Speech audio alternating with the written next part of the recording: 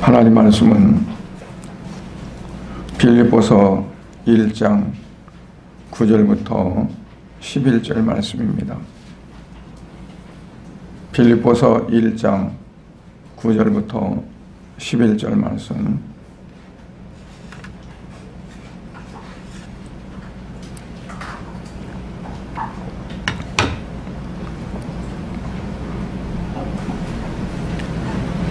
빌립보서 1장 9절부터 11절.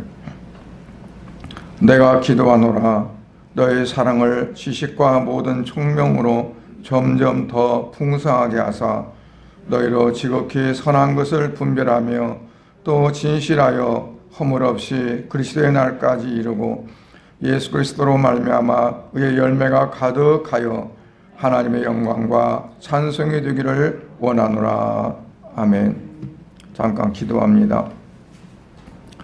하나님 아버지, 오늘 이 시간도 아버지 앞에 주일 예배 드리며 말씀을 읽었습니다. 읽은 말씀 이 시간 상고하고자 하오니 우리 아버지 하나님께서 성령으로 충만케 하셔서 말씀을 전하는 부족한 종이나 말씀을 듣는 우리 모든 성도들에게 이 시간도 하나님의 크신 은혜와 성령의 충만함이 있기를 간절히 바라옵고 원하며 예수 그리스도 이름으로 기도드리옵나이다. 아멘.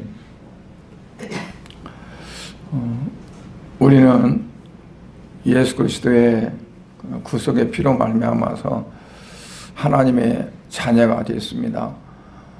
하나님의 자녀가 되는데 특별한 노력도 없었고 또 특별한 대가를 우리가 치른 것도 아닙니다.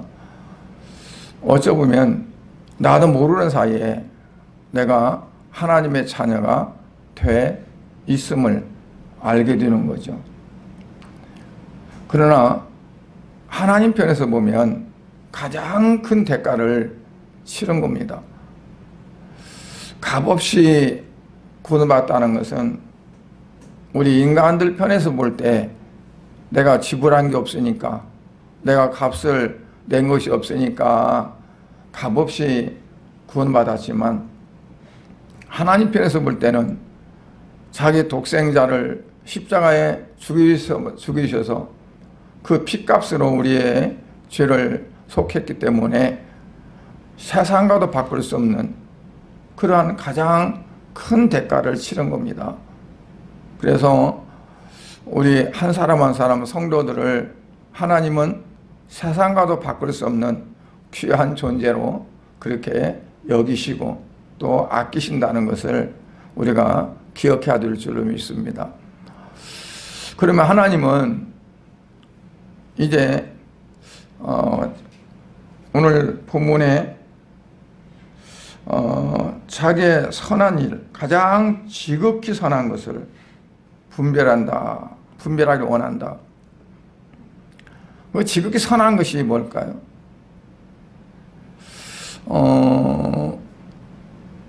하나님께서 우리를 창세 전에 택하셨고 계획하셨다고 했는데 하나님께서 창세 전에 우리를 구원하시기 위해서 하나님께서 작정을 하시고 또 그 구원의 계획을 이루셨어요. 그래서 하나님이 계획하시고 작정하신 그 모든 것들을 나를 통해서 우리를 통해서 이루어나가시는 그 자체가 하나님의 선한 거라고 볼 수 있습니다. 하나님의 선하심. 그러니까 하나님의 모든 그러한 그 창조 사역이나 또는 그 창조 사역의 제일 마지막 인간들을 지으신 모든 것들이 결국 뭐냐면 하나님이 목적하시고 계획하신 뜻을 이루기 위해서 하신 거잖아요. 오늘날은 어떻습니까? 하나님이 계획하신 모든 것들이 다 완성되고 이루어졌느냐? 하나님 안에서는 다 이루어졌지만 세상에서는 아직도 진행 중에 있는 거예요. 하나님은 영원 전부터 영원까지 계시기 때문에 이 세상의 모든 시간들은 하나님께는 속하지 않아요. 하나님 편에서 보면 이미 다 완성된 거예요. 그러나 우리 인간들 편에서 보면 시간 속에 있기 때문에 아직도 우리에게 미래가 있고 아직도 우리에게 잘 모르는 미지의 세계가 있는 거죠. 그래서 우리가 가끔 착각할 때가 있어요. 하나님 앞으로 어떻게 하실까? 하나님께서 어떻게 계획을 바꾸시고 또 어떻게 해나가실까?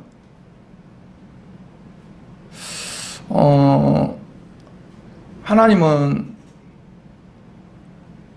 이 세상을 창조하셨는데 창조한 그 자체가, 그리고 나중에 예수님 오셔서 이 세상 모든 것들을 정리하시고 심판하실 때까지의 어떤 그 기간이 몇 천년이 됐든 몇 만년이 됐든 간에 그것은 하나님 안에서는 그냥 하나의 점에 불과합니다. 왜?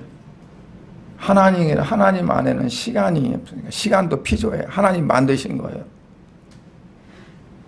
그래서 시간 안에 있는 우리 존재들이 하나님의 어떠한 것들을 내 편에 맞춰서 판단하거나 측량하거나 할 수가 없어요. 그러니까 이미 하나님이 계획하신 선하신 뜻이 있는데 그것을 나를 통해서 이루어가시는데, 이루어가시는 거가 이미 하나님이 다 정하셨고 이루시는 거지만 내 편에서는 어때요? 진행 중이에요. 앞으로 계속 나가는 거예요. 그래서 좀 우리가 거기에서 착각할 수 있고 잘못 생각할 수 있어요. 어떤 교수님이 그때 우리 신학교 때 말한 것처럼 우리는 이미와 아직 사이에 있다. 이미는 이미 시작된 거고, 그러나 아직 결론이 안 났어요. 아직 사이에 있다.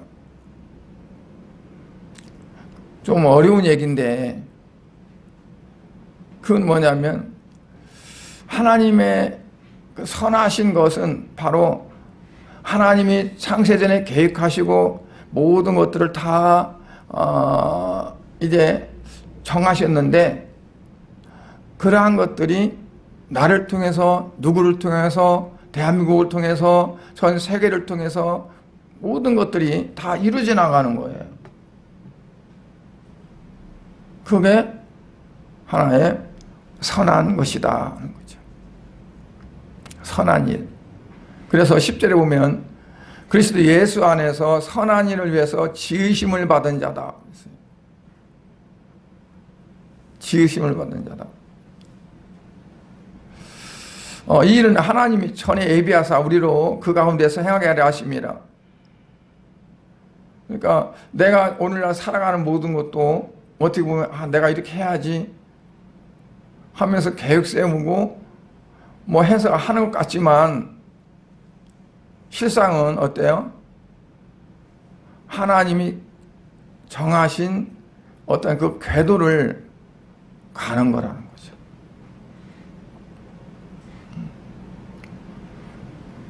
그러니까 그러고 보면 어떨까요? 우리가 뭘 잘했어도 잘했다고 붕붕 떠가지고 막 자기 자랑하고 내세우고 할 수도 없는 거예요. 하나님은 나를 그렇게 하셨으니까. 반대로 내가 실패했어요. 내가 잘못됐어요. 힘들어요.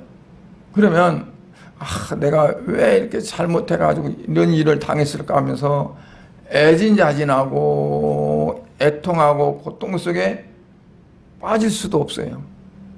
왜냐하면 하나님께서 나를 어떠한 의도가 있어서 그렇게 하셔서 이렇게 됐다고 우리는 그렇게 받아들여야 돼요. 왜냐하면 그게 하나님의 선하신 뜻이에요. 선하신 일.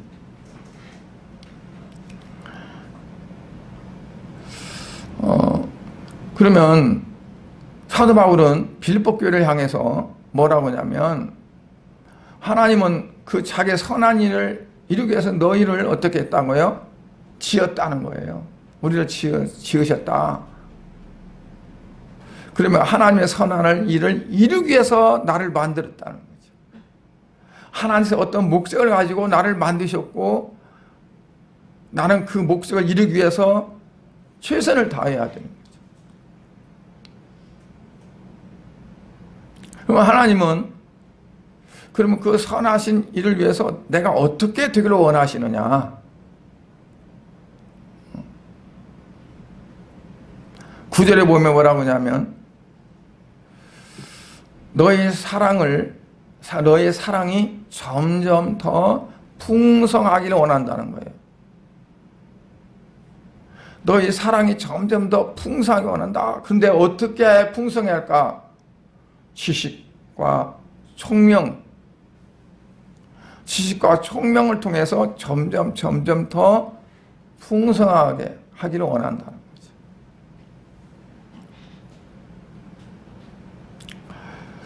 거죠.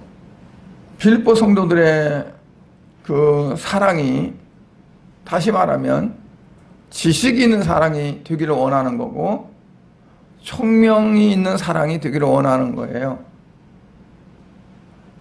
그냥 사랑이 아니라, 단순한 사랑이 아니라 지식이 있는 사랑, 그리고 총명이 있는 사랑.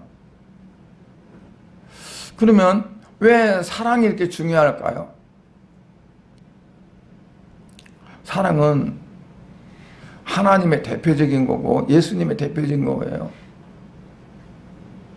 물론 혹시 흔히 말하기를 심볼이라고 하는데, 상징, 하나님 상징은 공의보다도 사랑이에요. 그래서 그 공의를 이루기 위해서 어떻게 해요? 사랑이 없으면 공의를 못 이뤘어요. 예수님이 이 땅에 오신 거,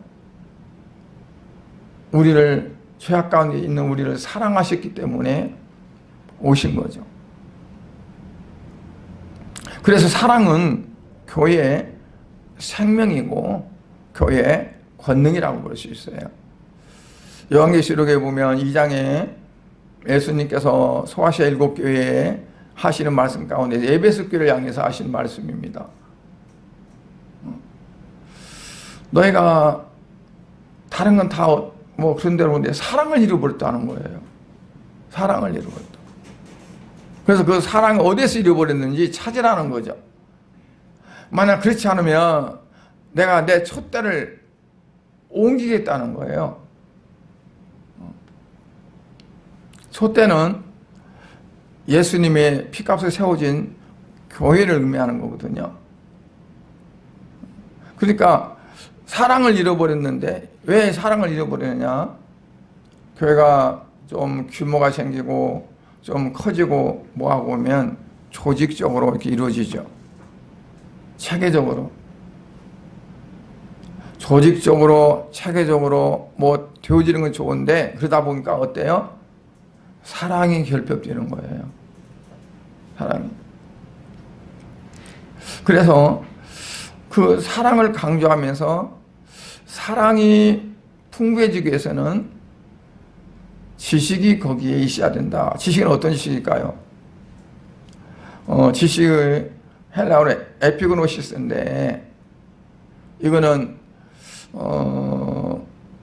그냥 세상에서 배워서 아는 지식도 아니고 들어서 아는 지식도 아니고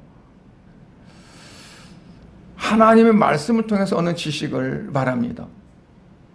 하나님 말씀을 통해서. 로마 10장 2절 3절에 보면 그래요.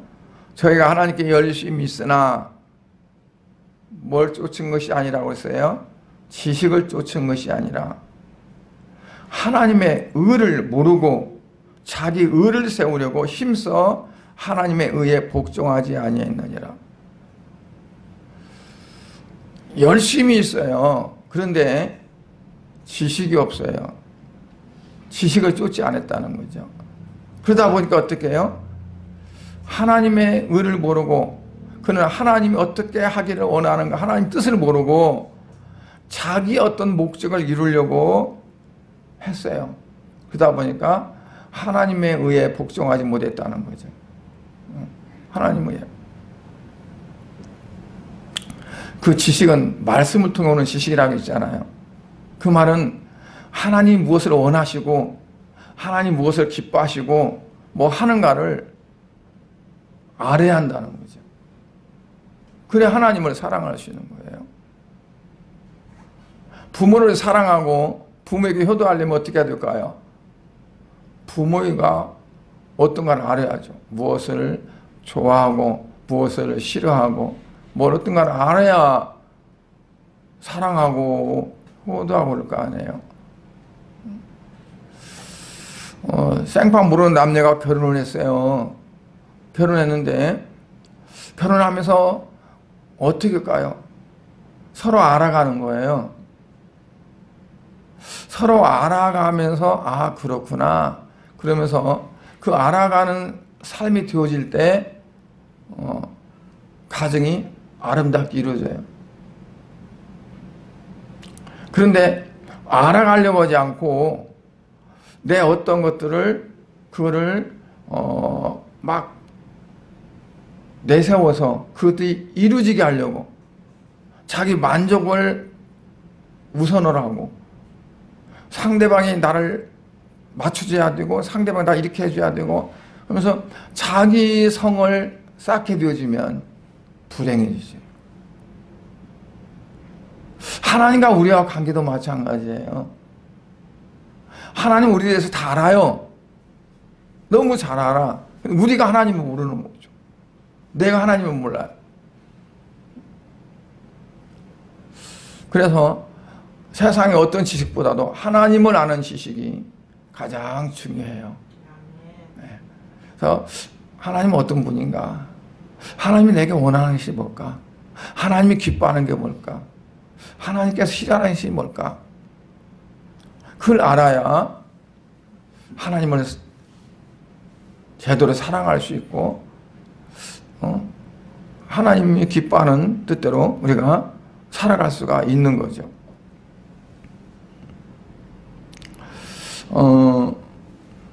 그리고 그 다음에 뭘까요? 총명.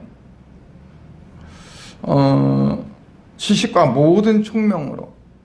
모든이란 말은 전체 어떤 총명을 말하는 게 아니라 좀 그 단어 뜻이 뭐냐면 좀 깊은 뜻이 있습니다. 깊다는 의미. 모든이. 그래서 좀 깊이 어떤 부분들을 근데 총명이 뭐냐면 통찰하고 분별하는 거예요. 통찰력과 분별력. 근데 딱 어떤 감각적인 어떤 부분에서 통찰을 한다는 건 전체를 한번 딱 알아지는 거죠. 그리고 그거를 분별하지 않으면 안 돼요. 우리가 대체적으로 왜 실수하냐면 알아졌어요. 어떤 사람은 척이면 척이라고 그래. 딱 보면 알지 뭐 그래요. 근데 그거를 분별을 못하는 거죠. 알아지는 것도 내 기준으로 보아서 알아는 경우도 있어요. 자기 경험에 의해서 알아오고. 근데 여기서 말씀하는 건 뭐냐면 그런 부분이 아니에요. 어떠한 그 도덕적인 이해와 분별력도 거기에 포함이 돼요. 그러니까 도덕적이라는 건 뭐냐면 이제 신앙적인 것도 그냥 신앙이 아니라 도덕적인 부분이 상당히 많이 필요할 때가 있어요. 그러니까 도덕적인 건 뭐냐면 우리가 옛날에 이제 초등학교 때는 도덕이란 교과서가 있었잖아요. 도덕이란 교과서가. 그럼 도덕은 뭘 나오던가요? 뭐가 나오던가요? 지켜야 될 거, 마땅히 안 해야 될 거, 해야 될 거. 그러니까 어린아이들이 그냥 자기 위주로만 살았는데 이제 뭘 배우냐면 내가 원한다고만 되는 것이 아니구나. 나만 보면 다른 사람도 내가 생각해 줘야 되겠구나. 공동적인 어떤 생활도 이렇구나 하는 거를 배워가는 거예요. 그러니까 내 입장에서만 가지고 통찰하든가 분별하든가 하면은 이런 말이 있어요. 아전인수라고. 아전인수란 말은 내 눈에 물대기. 가물었다가 비가 오면 요즘은 수리시설이 잘 돼서 그러지만 옛날에는 천수답이라 해서 비가 와야 농사 짓는 데가 있잖아요. 그러면 전쟁이 나요. 서로 자기 눈에 물을 이제 대야 모내기를 하고 곡식을 먹을 수 있으니까. 저녁에 어떤 사람이 자기 돈에 물 대는 걸 딱 해놓고 하면 그 다음에 온 사람이 그걸 돌려가지고 자기 돈 다 대고 또 이것들이 그러면서 또 와서 또 이렇게 돌려놓고 그래서 자기만 생각해서 그렇게 한다고 해서 아전인수라고 해요.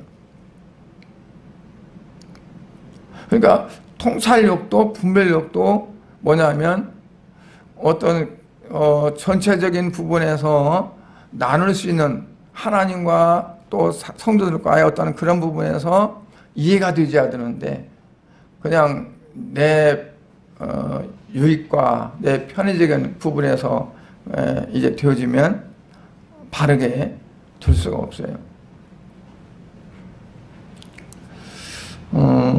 그래서 우리가 이제 분별력 같은 경우는 분별해서 깨달아지는 건데 말씀을 들어도 말씀이 분별되어서 깨달아져야 되거든요.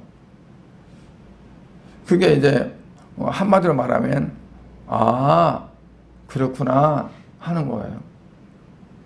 옛날 어른들은 할 때는 알아앉았다가 무릎을 탁 치면서 그랬었어요. 그게 몰랐었는데 신통하게 알아졌다는 거예요.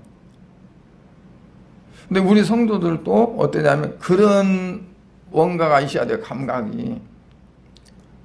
그렇구나. 듣고 보니까 진짜 그렇네. 그러니까 너무 신앙이 지적인 것만 가지도 안 돼요. 지적인 어떤 신앙은 그렇지, 맞아, 그래. 그래서 머리로만 분석을 하고 그래. 가슴으로 좀 내려가지고 이제 정적인 부분도 필요해요. 좀 좋은 거 있으면 감탄하면서 그러기도 하고 여러분들 이제 막 꽃이 피고 있는 어떤 그런 꽃밭을 가면 어때요? 기분이 좋죠? 그러면 꽃이 다 그런 거지 뭐. 꽃이 안 이쁘는 꽃이 있어. 다 이쁘지. 그러면 무드가 없어요. 감정이 없는 거야. 참 꽃 예쁘다.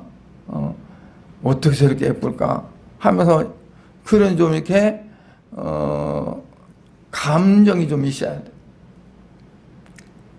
그러니까 자꾸 사회가 각박할수록 그런 게 좀 적어요. 우리가 성경 읽다가도 전에는 읽었을 때 그건 전혀 몰랐는데 오늘 성경을 읽는데 이런 말씀이 있었네 그러면 너무 기뻐해야 돼. 이런 말씀이 있었구나.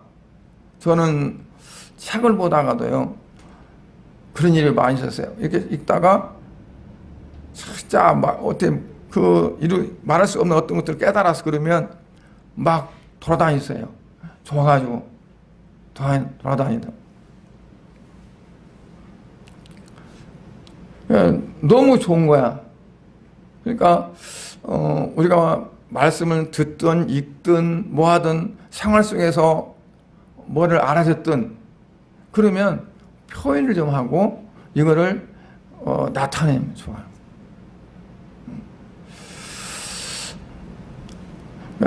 어린아이들이 부모가 어디 갔다 와서 좋은 선물을 줬는데 시큰둥해갖고 있다든가 아니면 뭐 그게 그거지 뭐 그러고 있다든가 그러면 그 부모가 어떨까요? 마음이 괜히 갖다 줬나?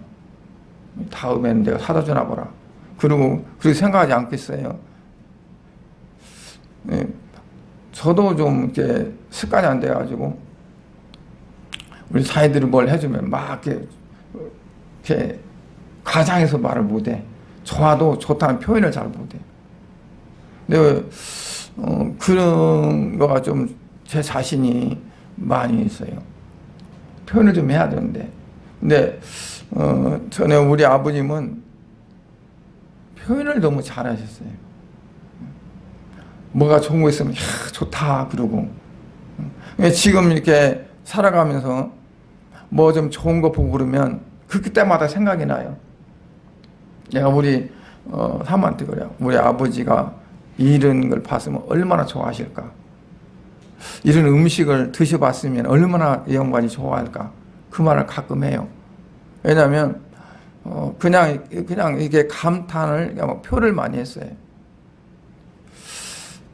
그러니까 어린아이가 막 좋으면서 막 엄마 너무 좋아요 사랑해 그러고 막 그러면 나중에 또 주고 싶잖아요.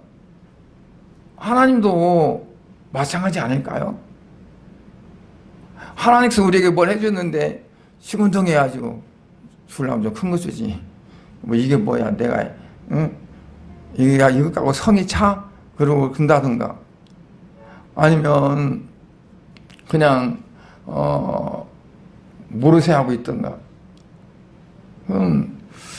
좀 그러지 않겠어요. 그래서 우리가 좀 이렇게 반응을 하는 말씀에 대한 반응이 뭐라고 그랬죠?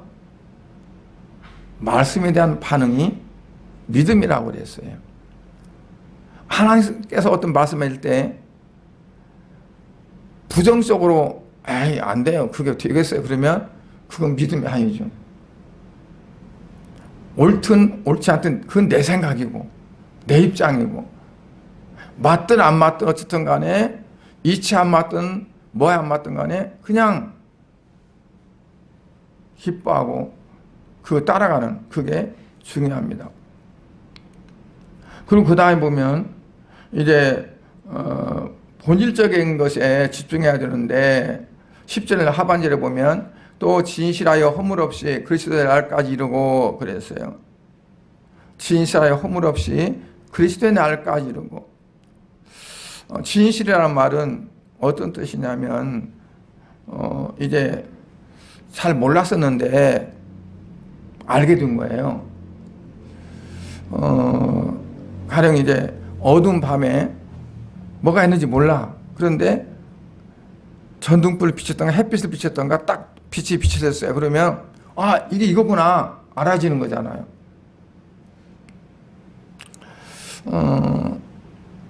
옛날에 이제 옛날에는 도자기가 금이 가면 거기다가 덧칠을 쫙 해가지고 금이 안 간 것처럼 그렇게 해놓은대요. 그런데 그거를 햇볕에다가 이렇게 비춰보면 금 간 거가 평안한다는 거죠. 그런 것처럼 이 진실은 햇빛이라는 단어, 즉 헬레와 판단한다는 단어 크레노가 합쳐져서 합성어입니다. 진실이라는 말이. 그러니까 햇빛을 통해서 정확히 판단이 되어진다. 그런데 우리가 잘 몰랐던 거 어떻게 햇볕과 같이 밝혀주는 하나님 말씀에 대고 보면 아 이게 맞나 안 맞나 알 수가 있는 거죠. 그렇죠. 그리고 또 허물 없이 그랬거든요. 허물 없이란 말은 어떤 그 내면의 세계를 봤을 때 거짓이 없는 상태예요. 유선이 없는 상태예요. 원래 뜻을 보면 길을 걸어가다가 돌뿌리에 딱 걸렸어요. 걸렸는데 어떤 사람은 넘어져. 그런데 넘어지지 않아. 넘어지지 않고 가고, 또 자기도 넘어지지 않을 뿐만 아니라 다른 사람도 넘어지지 않도록, 나 때문에 넘어지지 않도록 하는 그런 사람을, 그런 걸 가르쳐서 허물이 없다라고 말한다고 그랬어요. 허물이 없다. 그러니까 우리가 허물이 있다는 건 뭐냐면, 그냥 좀 이렇게 살아가는 데 있어서 자그마한 어떤 것에도 내가 걸려 넘어져요. 그래가지고 그냥 주저앉고 시험 들고 뭐하고 하는 그러한 것도 허물이에요. 또는 다른 사람이 나를 통해서 넘어지게 만들어. 사도 바울은 당시에는 우상제사를 많이 드렸으니까, 우상제물을, 그걸 다 먹지를 못하고 이게 시중으로 나왔어요. 그래서 시중에서 고기를 사면 우상 앞에 제사 지냈던 고기들이 태반이었다고 그래요. 그러니까 성도들이 고민이 뭐냐, 이 고기를 먹어야 하냐 안 먹어야 하냐, 이거 우상에다가 제물 드린 건데 먹어야 안 먹어야, 그것 때문에 이제 고민이 있었던 거죠. 사도 바울은 그냥 감사함으로 먹으면 돼, 먹어도 돼, 감사하면. 껄찍하면 먹지 마. 그러나 감사함으로 받으면 돼. 그런데 나는 상관없지만, 만약에 믿음이 연약한 사람이 내가 이걸 먹는 걸 보고 시험 든다면, 실족한다면 나는 앞으로 절대로 고기를 안 먹는다. 그러니까 나는 이렇게 해도 상관없지만, 믿음이 약한 사람들이, 초신자들이 내가 하는 걸 보고 그들이 시험 들거나 믿음이 실족되어지면 내가 그 사람들에게 허물을 끼치는 거예요. 에이, 뭐 그런 가지고 그래, 상관없어. 그건 자기 믿음이에요. 연약한 사람들을 바라봐야 돼. 나는 괜찮은데도 나로 인해서 그 사람들이 실족할 수 있고 넘어질 수 있어요. 그러면 그게 바로 허물이 되는 거예요. 그리고 언제까지? 그리스도의 날까지 이루고 그랬어요. 그리스도의 날까지 이루고. 근데 6절에도 그리스도의 날까지란 말이 나와요. 6절에도. 근데 오늘 10절에 나오는 본문의 까지와 6절의 까지, 그 전치사가 달라요. 이제 그 앞에 나오는 6절은 에피고, 그리고 10절에 나오는 거는 에이스입니다. 그 까지라는 것에서도 그 전치사 자체가. 그런데 그 10절에 나오는 그 까지는 거기서 딱 잘라지는 게 아니라 그 이후에도 계속 된다는 그런 뉘앙스가 있어요. 그러니까 무슨 얘기냐면, 성도의 거룩한 삶은 예수 그리스도가 이 땅에 오신 날 그때까지만이 아니라 그 이후에도 그 거룩한 삶이 계속 된다는 얘기예요. 예수님 오실 때까지 땡 종치고 이제는 괜찮아, 그게 아니라 그때까지의 이제 완숙되어지고 성숙되어진 그 거룩한 삶이 영원토록 계속되는 거죠. 그러니까 여기서까지는 그리스도의 그날까지가 아니라는 얘기예요. 거기까지가 종착이 아니라는 얘기예요. 그 뒤에 계속 이제 이어진다는 거죠. 왜? 하나님 보좌 앞에 가서 영원토록 하나님을 찬양하는 거예요. 찬양하는 거. 그리고 마지막으로 의의 열매를 맺으라 그랬어요. 11절에 보면 예수 그리스도로 말미암아 의의 열매가 가득하여. 의라는 말이 뭐 세상적으로는 올바르고 공지하고 막 할 수 있지만 성경적인 용어에서 보면 뭐냐면 하나님의 뜻과 합치하는 겁니다. 일치되는 겁니다. 하나님 뜻과 같은 거. 그러니까 내 의가 아니라 하나님의 의. 내 주장이 아니라 하나님이 하고자 하시는. 하나님과 동행했다고 했는데 에녹이 어떻게 동행이 가능할까요? 동행은 가끔 뭐 TV 프로그램 동행한다고 하는데 동행을 하려면 어떻게 되냐? 내가 포기되지 않으면 안 돼요. 내 주장이 없어지지 않으면 안 돼요. 내가 내 어떤 것들이 자꾸 이제 축소되어지고 상대방의 어떠한 그런 것들을 따라갈 때 동행이 오래 지속되는 거지 300년 동안 된 거지 잠깐은 될 수 있어요. 얼마 못 가. 동행은 그러니까 뭐 부부가 100년 해로한다 뭐 그러잖아요. 어떻게 가능할까요? 정상적으로 하려면 자기가 지금까지 혼자 살 때 주장했던 거 뭐 했던 그것들이 이게 자꾸 무너져야 돼요. 그리고 상대를 알아가면서 같이 하나의 어떠한 새로운 세계를 해나가는 거예요. 그러니까 하나님과 우리가 신앙관계도 마찬가지예요. 내가 세상에서 살던 모든 그것들을 버려야 돼. 버리고 하나님의 뜻이 이래? 그러면 그래? 그러면 그리 가는 거예요. 그렇지 않으면 안 돼요.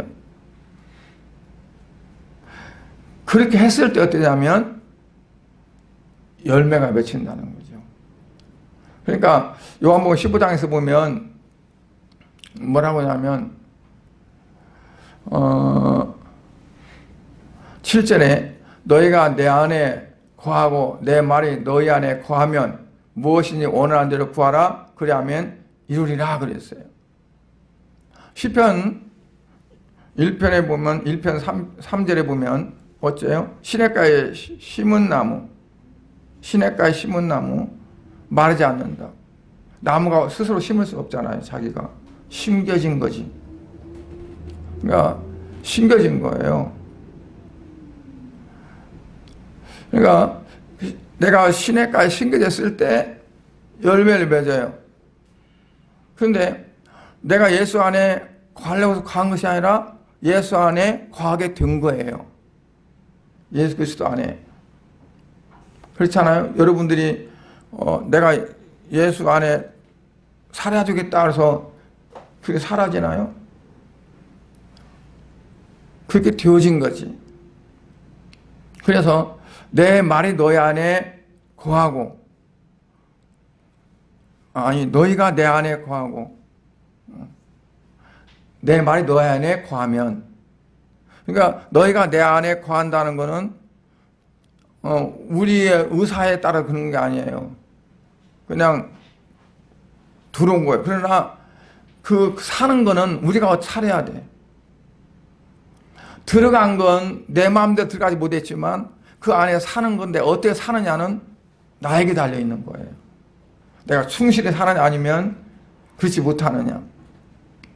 그러니까 내가 예수 그리스도 안에서 내 자신들을 다 버리고 오직 내 안에 예수 그리스도가 살도록 하는 그 자세가 될 때 어떠냐면 예수 그리스도의 말씀이 내 안에 거하는 거죠. 그게 뭐냐면 포도나무 가지가 붙어온다는 거예요. 유니트, 연합. 하나가 되는 거예요. 그럴 때 의의 열매가 맺는다는 거죠. 왜냐하면 그 열매는 내 성분이 아니에요. 갈라디아서 보면 성령의 9가지 열매가 나오는데 그 열매는 내 어떤 성분으로 나오는 열매는 절대 아니에요. 성령으로 나온 열매예요. 성령으로부터 나온 열매. 사랑이나 희락이나 화평이나 오래 참음, 자비, 양성, 충성, 온유, 절제 이러한 것들이 나에게서는 나올 수 있는 어떤 성분이 없어요. 근거가 내 육체에서는. 내 안에 예수 그리스도가 그러니까 예수 그리스도의 말씀이 내 안에 산다는 것은 말씀이 나를 주장하고 그 말씀대로 내가 사라지는 거죠. 그러면 그 주의 성령을 통해서 내게서 열매가 맺히고 사랑의 열매도 맺히고 기쁨의 열매도 맺히고 화평의 열매도 맺히고 오래 참기도 하고 이런 것들이 나타난다는 거예요.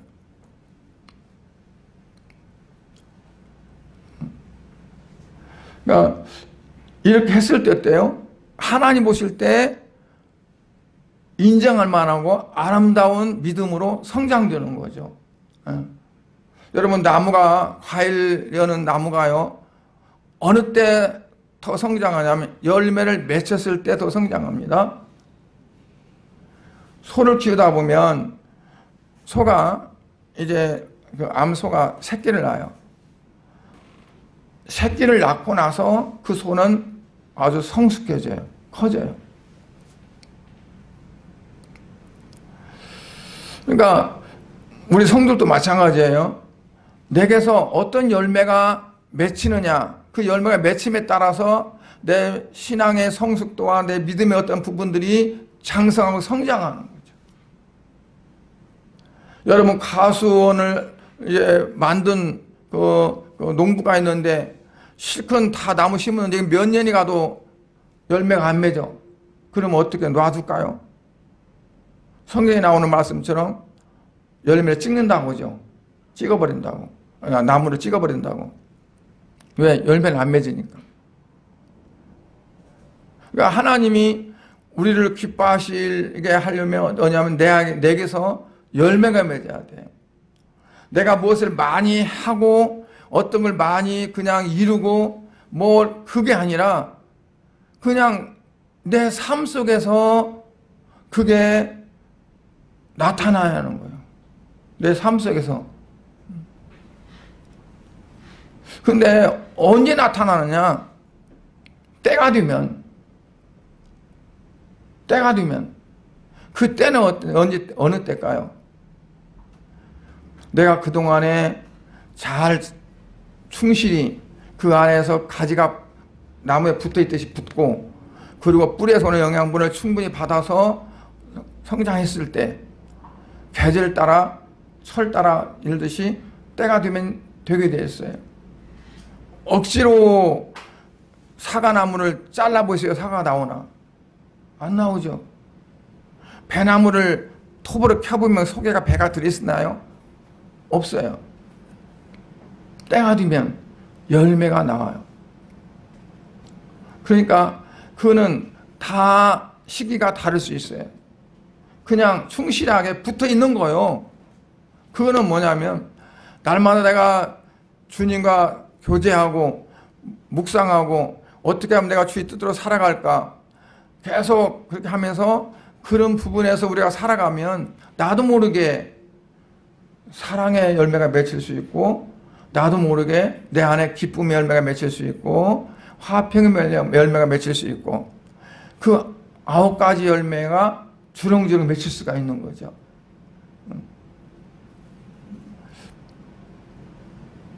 이 계란이 빨리 뿅아리가 나와야 하는데 왜 안 나와? 그래가지고 딱 깨트려버리면 뿅아리가 수가 있나요? 없죠. 기다려야 돼요. 나는 왜 이게 안 돼? 그게 아니라 기다리면 돼요. 좀 더 주님 안에서 더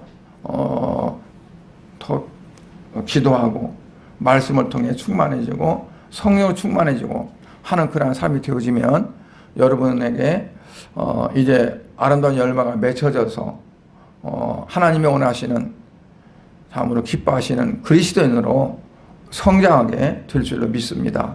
기도하겠습니다. 하나님 아버지, 은혜를 감사드립니다.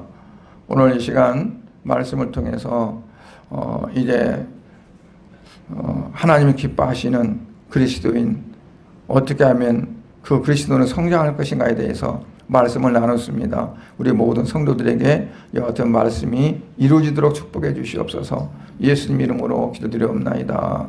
아멘.